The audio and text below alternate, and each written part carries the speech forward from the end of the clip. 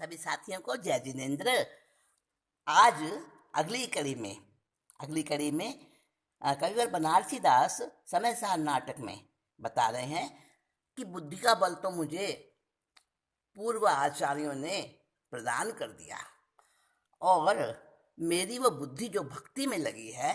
समय सार इतना गहन अर्थ वाला ग्रंथ है और मैं उसको करने बैठा हूँ तो मेरी अंदर में जो बुद्धि है ना, उसमें जो भक्ति की तरंगे उछाले मार रही हैं, वो तरंगे कितनी प्रकार की हैं, अलग अलग रूपों में। क्योंकि जब ग्रंथ लिखता है कोई रचता है ग्रंथ को, कोई भी किसी भी पुस्तक को, किसी भी कृति को तैयार करता है तो उसमें बड़े अलग अलग प्रकार के भाव होते हैं, कभी कुछ कभी कुछ।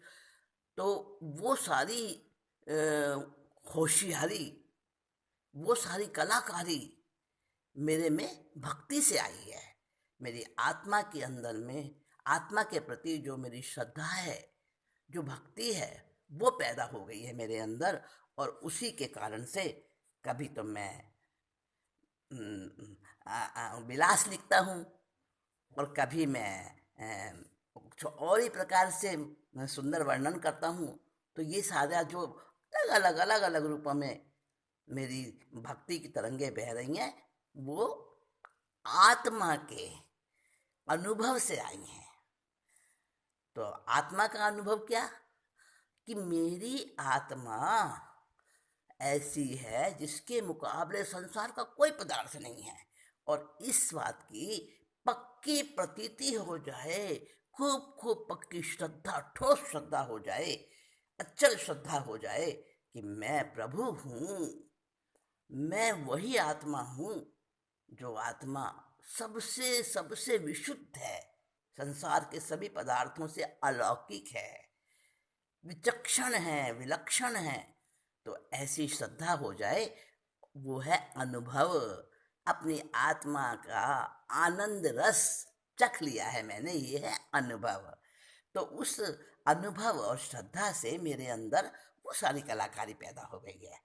तो कैसे है वो, कैसे है कलाकारी वो, कैसे अनुभव है, कैसी श्रद्धा है वो, और क्या क्या गुण पैदा हुए हैं, कितने प्रकार के रूपों में प्रकट हुए हैं। देखिए, ये कितना सुंदर सवैया अनुप्रास की छटा दिखाता हुआ 31वां सवैया है।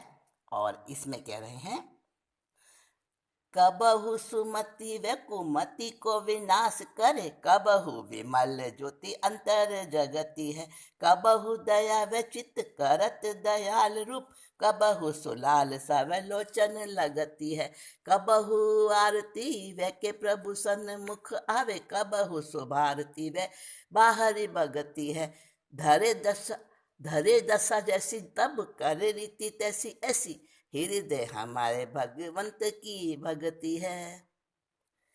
देखिए, कवि कह रहे हैं कि हमारे हृदय में भगवान की ऐसी भक्ति है, यानी अपनी आत्मा की ऐसी गहरी प्रतीति हमारे अंदर में आई है, ऐसी भक्ति उमड़ रही है कि कभी तो बहुत बढ़िया बन जाती है मेरी बुद्धि, सुबुद्धि बन जाती है और कुबुद्धि को हटा देती है, यानी प्रकाश रूप हो जाती है।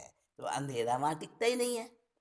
तो कभी तो मेरी बुद्धि जो है ना, सुमति हो जाती है, कुमति को विनाश कर देती है, और कभी अगले ही पल वो ज्योति बन जाती है और ऐसी निर्मल ज्योति बनकर हृदय में प्रकाश डाल देती है, हृदय में प्रकाशित हो जाती है, चारों तरफ प्रकाश प्रकाश कर देती है। और कभी कभी वो मेरी भक्ति दयालु बन जाती है, उसमें दया का गुण आ जाता है और मेरे अंदर में दयालु बना देती है मेरे चित्त को। आता है ना, सम संवेद निर्वेद अनुकंपा आस्था, आस्था और अनुकंपा, यानी इसका क्रम हम उल्टा समझें। सबसे पहले आस्था आएगी, फिर अनुकंपा आएगी। आस्था आएगी तब गुरु को चरणों में आएगा, आस्था यानी विश्वास, श्रद्धा, और फिर गुरु के चरणों में आएगा, वहां से उसको अनुकंपा प्राप्त हो जाएगी। अनुकंपा यानी दया, प्राणियों के प्रति, जीवों के प्रति दया। तो कभी तो मेरी बुद्धि अच्छी बन जाती है, सुमति बन जाती है और कुबुद्धि को हटा देती है। फिर कभी दूसरे ही पल मेरी बुद्धि एक ज्योति रूप बन जाती है और मेरे हृदय में प्रकाश कर देती है चारों तरफ।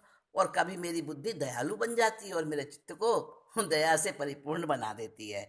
और कभी अनुभव की पिपासा बन जाती है, अनुभव की प्यास बन जाती है मेरी बुद्धि। हाँ, कि वो और अनुभव करना, और अनुभव करना। जैसे किसी को एक बूंद अमृत की चखने को मिल गई, अब वो सोचता है और मिल जाए मुझे, फिर से एक बार वही स्वाद आ जाए। तो अनुभव की पिपासा है वहाँ, और मेरे नेत्रों को स्थिर बना देती है अनुभव की पिपासा बन के। यानी पलकें हिलती नहीं है, झपकती नहीं है। बस जब कोई किसी चीज की प्रतीक्षा अंदर से होती है ना, गहरी गहरी प्रतीक्षा होती है, तो वो एक टक देखता रहता है, उसकी पलकें नहीं झपकती हैं।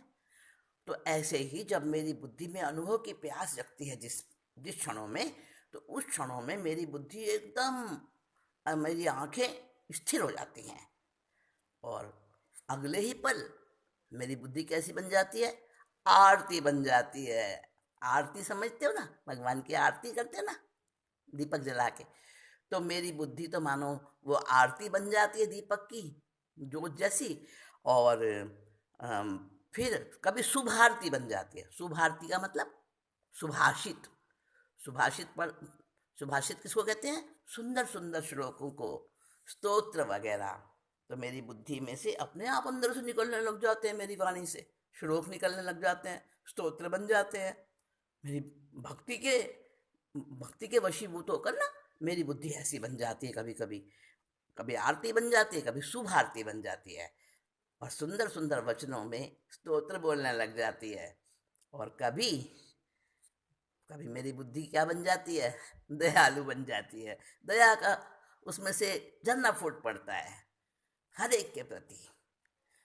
और मेरी बुद्धि के अंदर अजीब अजीब करिश्मे होते हैं, अजीब अजीब मेरी बुद्धि रूप बनाती रहती है। और ऐसी जैसी स्थिति होती है मेरे भावों की, वैसी ही दशा बन जाती है मेरी।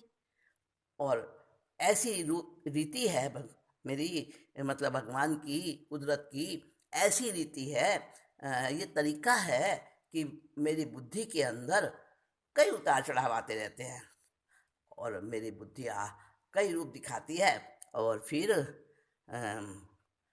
जैसी अवस्था होती है मेरे भावों की, वैसी ही मेरी बुद्धि में उसी प्रकार की क्रिया होने लगती है। तो उसी के अनुसार मैं लिख रहा हूँ। जैसे जैसे भाव उमड़ रहे हैं वैसे वैसे मैं लिख रहा हूँ। तो पाठकों को कह रहे हैं, कौन कौन कह रहे हैं, कविवर बनारसी दास जी कह रहे हैं पाठकों को, पढ़ने वालों को, सुनने वालों को, जो समय सार ज्ञान कर रहे हैं, उनको कह रहे हैं, भाई देखो ये मेरी बुद्धि की महिमा है और ज्ञानियों की महिमा है, जिन्होंने मेरी बुद्धि में ऐसी ऐसी अलग अलग रूप में छटा बिखेरी है। तो कविवर अपना कर्ता भाव बिल्कुल हटा रहे हैं, मैंने कुछ नहीं किया भाई, मेरा कार्य मत समझना आप। ये तो ज्ञानियों की, पूर्व आचार्यों की कृपा है जो मैं लिख रहा हूँ, या मेरी बुद्धि का कमाल है। और बुद्धि किसकी दी हुई है, मेरी आत्मा की, मेरे परमात्मा की दी हुई बुद्धि है, जो अलग अलग रूप में प्रकट होती है, और मैं अलग अलग प्रकार से उसको लिख रहा हूँ। ठीक है ना। अब आज इतना ही, एक ही ये सवैया बोलकर उसको समझ कर, हम जो भी सुनते हैं, जो भी पढ़ते हैं ना, एक एक ही कर रहे हैं हम, एक एक बूंद बूंद को ऐसे हम स्वाद ले लेके उसका आनंद लेना। इसीलिए मैं बीच में गैप डाल देती हूँ कि जो नया हमने किया है, नया अर्थ जो हमने सीखा है, उसको हम अच्छे से पचा लें अपने अंदर, फिर अगला करें। ठीक है ना। हाँ, अभी चलती हूँ। नमस्कार सभी साथियों को। जय जिनेन्द्र।